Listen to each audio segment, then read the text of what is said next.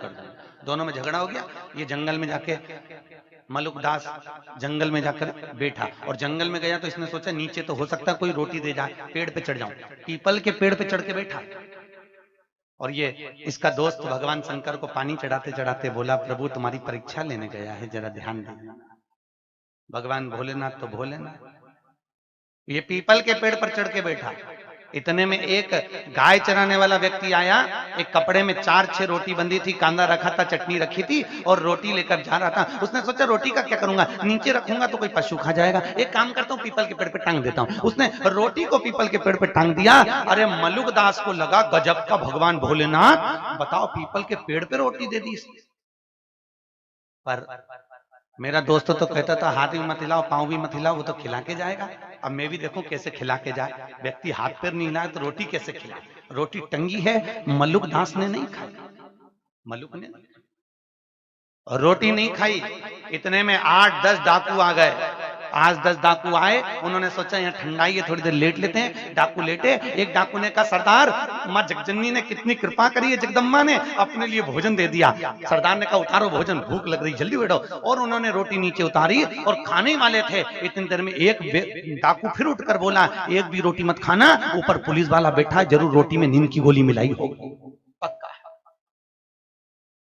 एक भी रोटी मत खा।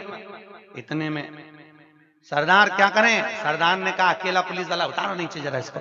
और जो पुलिस वाले के भाव से उसको नीचे उतारा। सरदार क्या करा जाए, सरदार ने कहा बांध दो पेड़ से। और पेड़ से बांध दिया। ये अपने को मूर्ख समझ लिया, पागल समझ लिया, इसी की रोटी इसी को खा लो इसकी। अब ये तो सोचे भोलेनाथ आएगा, नहीं आया।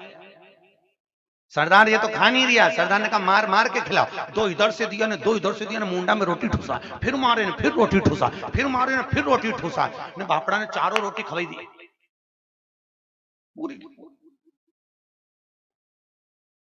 और रोटी खवा के उसको छोड़ा। और छोड़ा तब वो सीधे जंगल में गया। जंगल से घर गया और घर जाया तो उसका दोस्त मिल गया। उसने कहा क्यों रे, मेरा विश्वनाथ मिला था, वो के तेरा भगवान, नी खाओ तो मारता भी था बापड़ा। तब मलुकदास जी ने एक पद लिख दिया, अजगर करे न चाकरी, पंछी करे न काज, दास मलु का कह गए, सबके दाता राम।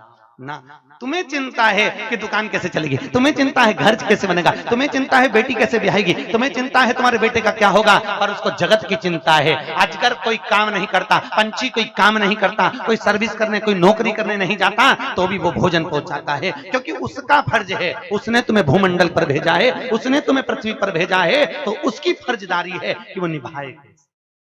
और तुम जबरदस्ती की टेंशन कर करने मरीज जाओ।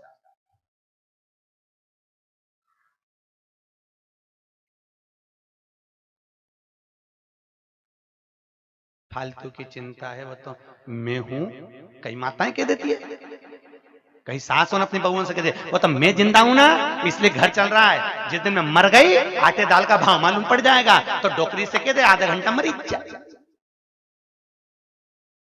नहीं तो मरी नहीं। जो ऐसी सांसदता दिखाई नहीं, मेरे बल पे घर चल रहा, मैं नहीं बैठूं तो दुकान नहीं चले, मैं नहीं करूं तो ऐसा काम नहीं हो, तो कहना आधा घंटा मरी जा। एक सेठ जी हमेशा कहते थे बता मैं हूं इसलिए मेरा परिवार मुझे बहुत चाहता है, मेरा परिवार मेरे लिए प्राण निकाल दे, मेरा परिवार मेरे बिना तो मर ही जाए। इतने में एक दिन गुरुजी निकल के जाने थे। गुरुजी ने कहा सेठ जी एक काम करो, तुम परिवार परिवार परिवार रोना रो रहे हो, एक काम करो जरा आधा घंटा मरी जा। सेठ जी के गुरुजी कोई आधा घंटा मरता है क्या, नहीं तुम तो पानी पीते पीते लुढ़की जाओ, हम तो खिलवा देंगे डॉक्टर से कि मरी गया, तुम तो लुढ़क।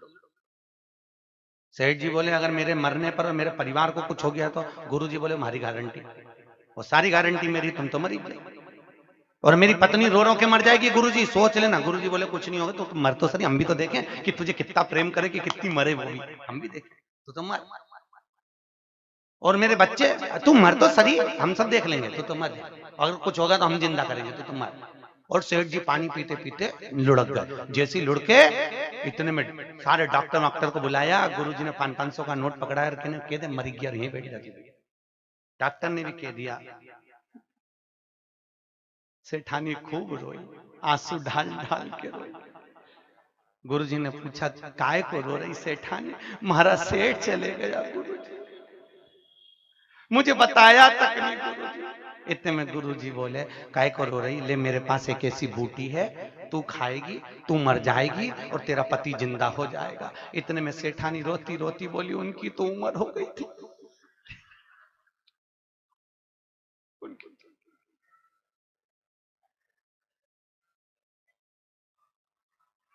सेठ जी पढ़ा पढ़ा सोचे बता उठूं। इतने में जैसे उठने लगा तो गुरुजी ने चिमटा खोल दिया, पड़े ले नीचे नीचे पड़े। छोरा रोए, तू क्यों रो रहा है? पिताजी चले गए, ये भी नहीं बताया कि किससे कितना लेना था। पिताजी ले तू खा ले, तू खाएगा तू मर जाएगा, थारा बाप जिंदा हो जाएगा। पिताजी कह रहे थे बेटा अब तुझे ही संभालना है। बेटा भी छोटा सा पोता रो रहा था, तू क्यों रो रहा है? मेरा दादाजी मर गया, तो अब मुझे कुरकुरा कौन दिलाएगा? तो एक काम कर, ये बूटी तू खा ले, तू खाएगा तू मर जाएगा, तेरा दादा जिंदा हो जाएगा। इतने में छोटा सा पोता रोते रोते बोला गुरुजी तुम्हारे कोई आगे नहीं, तुम्हारे कोई पीछे नहीं, तुम नहीं खाना। सब मिलके वह गुरुजी को खवा रहा है, पर औलाद न पत्नी न बच्चे कोई नहीं खा। और छाती ठोक के रो रहा है कि मेरा परिवार, मेरा कुटुंब, मेरा कबीला किसी काम का नहीं, कुक्षी वाली जीजियो फालतू की बात है। सब सब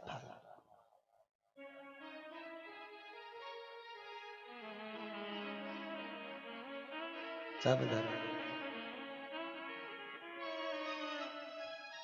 वो कहते हैं ना, तूने जो कमाया है वो